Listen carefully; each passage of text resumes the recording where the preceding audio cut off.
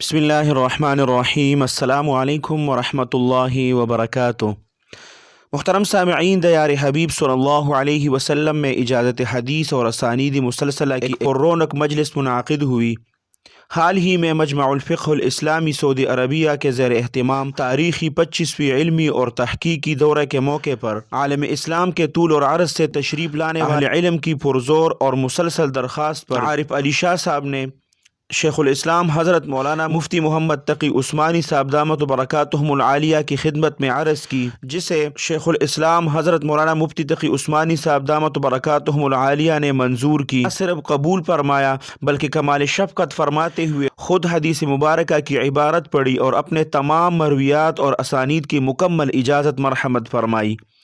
اللہ سبحانہ و تعالی شیخ الاسلام حضرت مولانا مفتی تقی عثمانی صاحب دامت برکاتہم العالیہ کا سایہ تادیر خیر اور عافیت اور صحت اور برکات کے ساتھ ہمارے سروں پر قائم اور دائم رکھے۔ اللہ سبحانہ و تعالی ان کی ہر طرف سے تمام شرور سے حفاظت فرمائے۔ اللہ سبحانہ و تعالی آپ سب کو اپنے حفظ اور امان میں رکھے، اپنے خصوصی دعاؤں میں یاد رکھے۔ السلام علیکم ورحمۃ اللہ وبرکاتہ۔